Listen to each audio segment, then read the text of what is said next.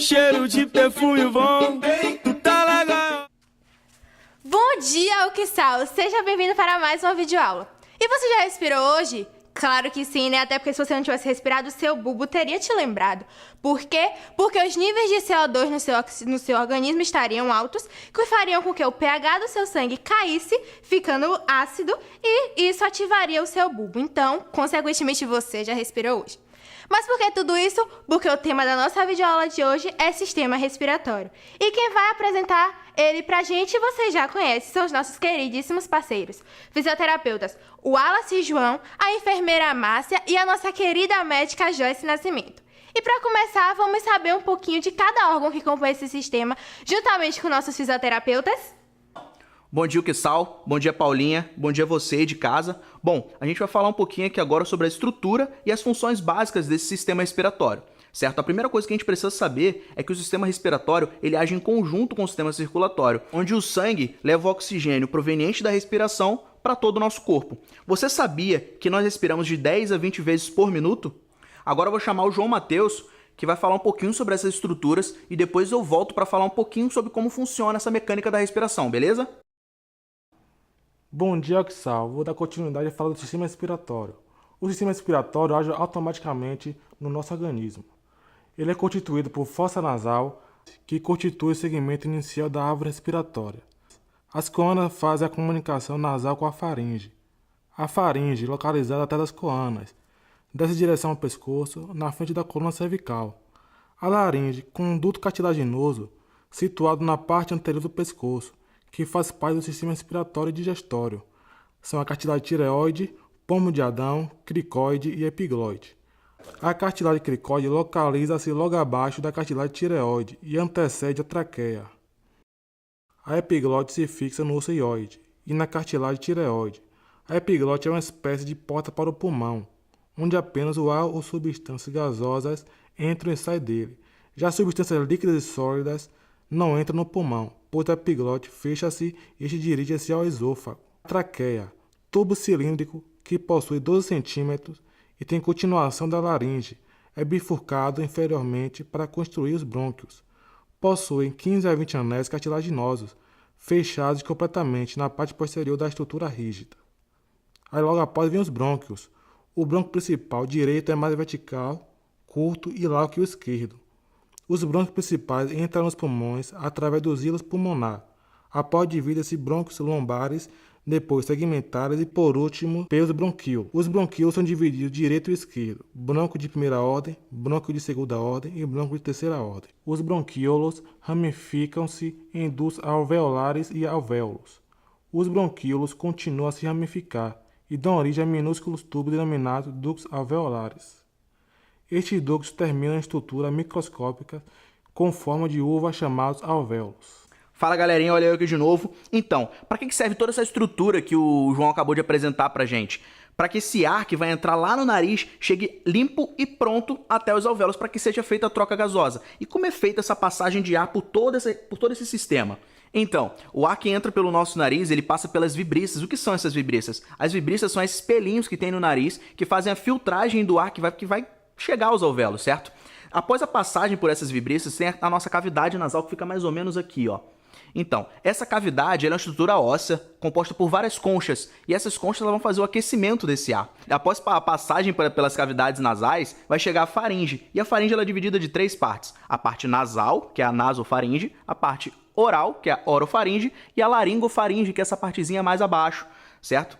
Na laringe é onde ficam as nossas cordas vocais. Após a laringe, vamos chegar numa região chamada traqueia. Essa traqueia ela vai se bifurcar numa regiãozinha chamada carina, que seria a junção desses dois brônquios que é depois da traqueia, correto? E esses brônquios também são divididos em 3 partes, em brônquios principais, lobares e sedimentares, certo? Após esses brônquios, na verdade, no brônquio sedimentar, eles vão se ramificar em mais ou menos 50 vezes, certo? E no final deles tem os bronquíolos. Os bronquíolos são aquelas finíssimas estruturas onde ficam os alvéolos, certo? Então vamos lá, para esse ar chegar aos alvéolos prontinho, ele foi filtrado pelas vibriças que fica lá no nariz, aquecido pela cavidade nasal e umedecido pelo muco que contém, né, em toda a via aérea da gente. Beleza? Depois dessa belíssima aula de anatomia, onde eu tenho certeza que você aprendeu todos os órgãos que compõem e o que cada um deles faz no nosso sistema respiratório, vamos agora aprender um pouquinho sobre a fisiologia desse sistema com a nossa enfermeira Márcia. Então, bom dia, pessoal. Bom dia, Paula. Então, vou explicar um pouco sobre a ventilação pulmonar. O que vem a ser a ventilação pulmonar? Bom, ela é dividida em duas partes. A inspiração e a expiração. Na inspiração é onde o ar vai entrar, o O2 ele vai entrar no nosso organismo. Então, o volume pulmonar ele vai aumentar e a pressão interna ela vai diminuir, fazendo com que o diafragma ele desça. Já na expiração é onde o CO2 vai ser liberado e dessa forma o volume pulmonar ele vai diminuir e a pressão interna vai aumentar, fazendo com que o diafragma relaxe e volte ao seu estado normal. É isso, gente. Esta é a ventilação. E depois dessa explicação sobre ventilação, vamos lembrar mais algumas coisas importantes sobre a fisiologia do nosso sistema respiratório. A primeira, existe diferença entre respiração pulmonar e respiração celular. A respiração pulmonar é justamente isso que ela estava explicando aqui agora. Quando você inspira o oxigênio, esse oxigênio ele passa para o seu sangue por meio das suas hemácias e aí depois ele vai para o tecido celular. Lá vai ocorrer a glicólise, o ciclo de Krebs e a fosforilização oxidativa. Depois disso tudo que acontecer, vai liberar o CO2, que vai fazer o processo inverso que o oxigênio fez. Vai se agarrar às hemácias, vai passar para o pulmão, que vai mandar para a sua expiração. Diferenciado isso, ocorre mais outra coisa também no nosso sistema respiratório, que é a hematose. Mas o que é a hematose? A hematose ela é a respiração dos alvéolos. Quando a gente inspira o oxigênio, ele chega aos nossos alvéolos e fica lá guardadinho. O sangue, como já foi dito pelo nosso fisioterapeuta Wallace, o sangue e o sistema respiratório eles trabalham juntos.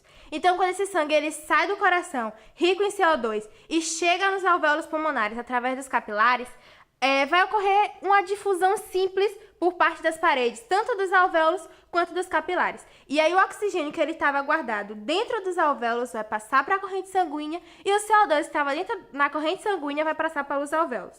E a partir daí, cada um vai seguir o seu caminho. O CO2 que já está nos alvéolos vai sair do nosso corpo e o oxigênio que já está na nossa corrente sanguínea vai seguir para o resto do corpo para que aconteçam reações e metabolismos. E agora que você já sabe o que é a hematose, vamos entender um pouquinho mais sobre como ocorre essa afinidade da hemoglobina, do oxigênio e do gás carbônico com a nossa doutora Joyce Nascimento, que vai trazer uns gráficos bem bacanas para a gente entender melhor isso aí. Então, pessoal, como a apresentadora Paula disse, eu vou abordar um pouco sobre a relação do oxigênio com a hemoglobina. De início, vamos falar um pouco quem é essa hemoglobina. Ela que é uma proteína que tem por principal função transportar o oxigênio por todos os tecidos do nosso corpo. A hemoglobina, ela é composta, ou melhor, ela tem um grupo M em sua composição. Esse grupo M ele é formado por uma parte proteica e uma parte de átomo. A parte proteica é a protoporfirina e a outra é o ferro. O interessante aí é considerar o ferro. Por quê? O ferro ele é capaz de se ligar com o oxigênio. E é essa ligação que faz com que a hemoglobina tenha essa aderência tão fixa com o oxigênio. Como ficar mais simples isso? Essa aderência tão fixa com o oxigênio ocorre em alguns gráficos. Lembrando que a relação da hemoglobina com o oxigênio se chama oxihemoglobina. Vamos para o gráfico de dissociação da oxihemoglobina para entender um pouquinho como acontece esse processo. Se vocês olharem o gráfico, vocês vão perceber que ela tem uma curva. E essa curva vai dar a noção de como acontece essa afinidade da hemoglobina com o oxigênio. Os dados que estão à direita vai corresponder que essa afinidade com do oxigênio da hemoglobina vai diminuir. O que tiver à esquerda quer dizer que vai aumentar. Como assim? Vamos ao exemplo. Digamos que a hemoglobina ela já possui oxigênio e ela vai passar próximo dos pulmões. Como ela já possui oxigênio, ela não precisa de mais, então ela vai segurar o que ela já tem. Caso contrário, ocorre quando ela vai para os tecidos. Esse tecido não tem oxigênio suficiente, então ela vai afrouxar essa ligação e liberar para esse se oxigenar. Alguns fatores influenciam para que ocorra essa ligação entre a hemoglobina e o oxigênio. São eles: a temperatura, a concentração de CO2, o pH e DPG. Vou explicar os três principais: a temperatura, a concentração de CO2 e o pH. A temperatura. Sempre que a temperatura estiver elevada, vai ter uma menor afinidade desse oxigênio com a hemoglobina, ou seja, vai ter uma maior liberação de O2. Nos casos em que a temperatura estiver normal ou abaixo, vai ter uma segurança, ela vai segurar mais, a hemoglobina vai segurar mais esse oxigênio porque não há necessidade dele. No caso da concentração do CO2, nós sabemos que o CO2 é proveniente não só da respiração, mas também do metabolismo. Então, se o metabolismo está muito elevado, vamos ter uma concentração alta de CO2. Logo, precisamos também de uma concentração alta de oxigênio para ter meio que um equilíbrio entre esses dois. Então, a hemoglobina vai ter uma ligação mais frouxa com o oxigênio. Caso contrário, quando tem pouco CO2 presente no nosso organismo, não há necessidade de tanto oxigênio. Então, vai ter uma afinidade maior dentre esses dois. O terceiro fator é o pH. Sempre que o pH tiver uma proporção menos concentrada, a hemoglobina vai ter uma menor afinidade com o oxigênio. Quando for ao contrário, a afinidade vai ser muito maior. Vale ressaltar que esse gráfico ele nunca vai estar em 0, assim como nunca vai estar em 100. Ele vai chegar em 99, em 1, para que essa saturação ocorra. Vocês perceberam que eu falei até agora só do oxigênio. Então, o resultado da hematose também tem o CO2. O CO2 ele também se liga à hemoglobina, porém é uma ligação instável. A mesma hora que ele se liga, ele desconecta, porque ele se liga à proteína. Nesse caso, uma pequena porção do CO2 é liberada pela hemoglobina. A maior parte é a partir de bicarbonato. Uma curiosidade é que temos o monóxido de carbono, que é diferente do dióxido de carbono. Enfim, temos o monóxido. Ele tem uma afinidade muito grande com o ferro, ligando-se de 200 a 300 vezes maior do que o oxigênio. E ele é muito, muito, muito ruim para a nossa vida. Então, não é legal. Então, cuide do ambiente, porque assim você diminui a quantidade de monóxido e conserva as suas células.